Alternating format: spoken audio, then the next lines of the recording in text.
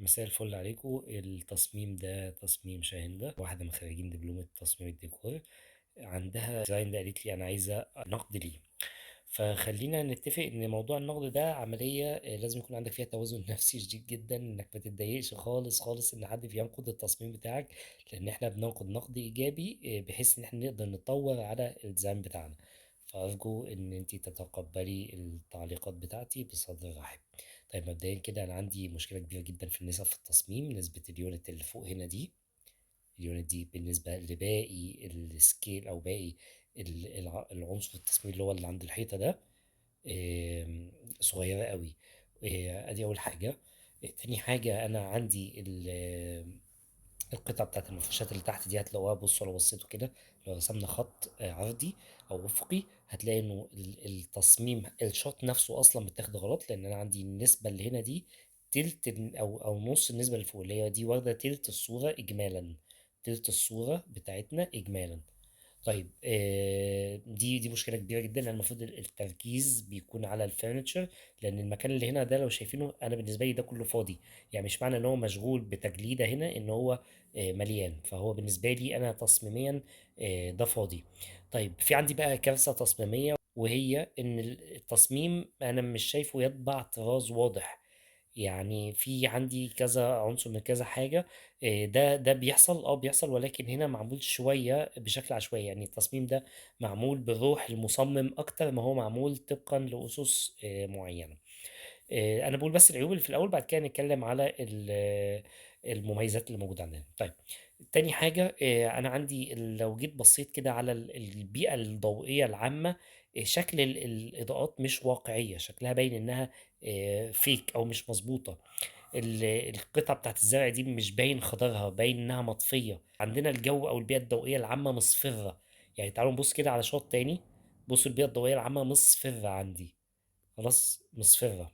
فالبيئة الضوئية كانت محتاجة إنها تتظبط عن كده شوية. طيب لو جينا مثلا خلينا نمسك مثلا الشوط ده، هنلاقي شوط جميل جدا. انا عندي من مميزات التصميم الموجوده التنسيق حلو قوي. يمكن الشوط اللي هنا ده ظالم اصلا التصميم. يعني لو جيت بصيت هنا كده هتلاقي ان ده في التلت السفلي من الصوره. هي حبت، عشان بس انا عارف هي هتبقى نفسها تقول ايه. هي حبت انها تخلي كل حاجه عندي في الديزاين تبين لي السقف، وتبين لي الحيطه، وتبين لي الجزء اللي هو الفرنشر، او الجزء اللي هو اللي هيبقى للارضيه.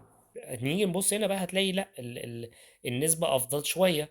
فالفكرة عندي بصوا كده هتلاقوا النسبة دي أهي بتاعت الفurniture أو بتاعت المفروشات اللي موجودة هنا دي بقت أعلى من اللي فات. هي تعتبر 40%، أو تقول أو تقترب ل 50% من مساحة الصورة.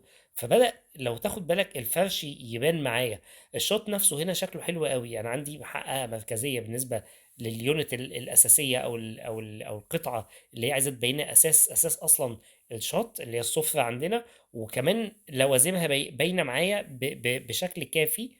اللوازم اللي على اليمين واللي على الشمال بشكل كافي ان هو يخلي الديزاين شكله متناسق مع بعضه. فرغم التحليل اللي فات، بصوا عندي كده شكل اليونت هنا عامل ازاي.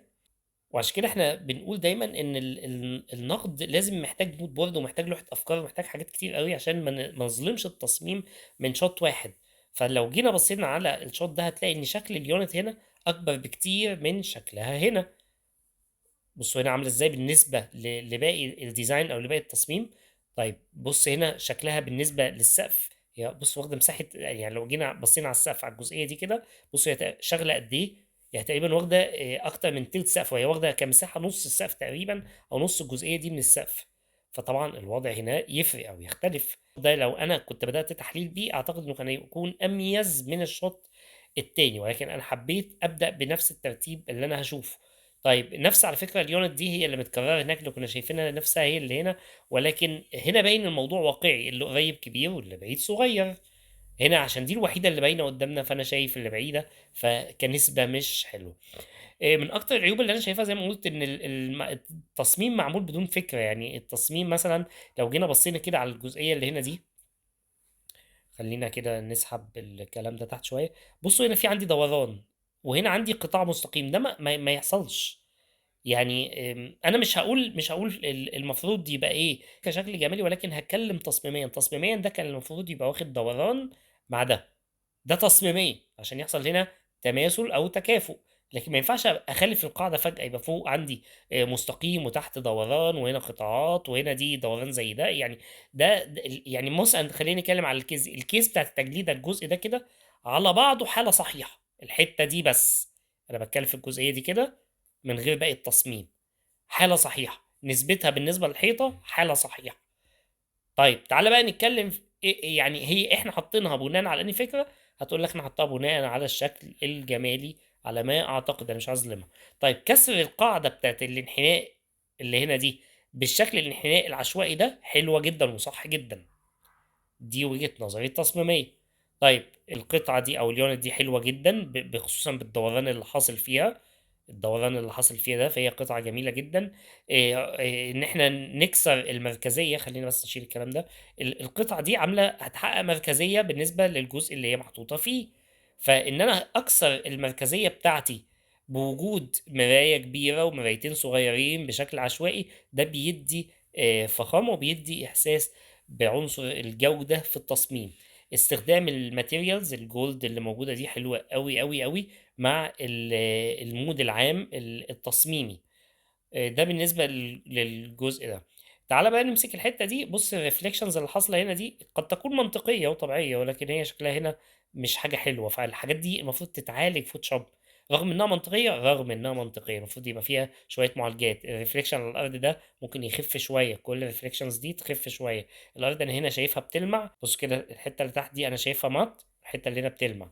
فيعني انا عارف ان دي عيب شوت نفسه مع اضاءة وبتاع، والحاجات دي ممكن في الحقيقة تحصل، ولكن انا خدت الانطباع الاول من المنظر ده ان الارضيه عندي مط، من المنظر ده ان الارضيه عندي مط، ما عدا الاجزاء اللي الاضاءه واضحه قوي فيه فمبيناه.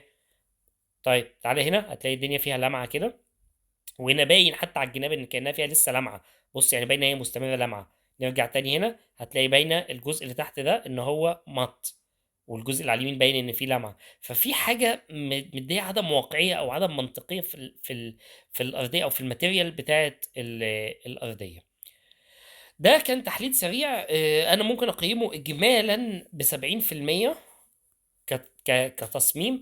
عندي بس بعض المشاكل ان اكترهم او اكتر حاجه حاصله ان روح المصمم غالبه اكتر من ستايل او من طراز واضح. دي اكتر حاجه مضايقاني في الفكره التصميميه من وجهه نظري. ولكن انا ما اتناقشتش مع شاهين الحقيقه في وجهه نظرها التصميميه، وقد اخطئ وقد اصيب في تقييمي ده، قد اخطئ وقد اصيب في تقييمي ده.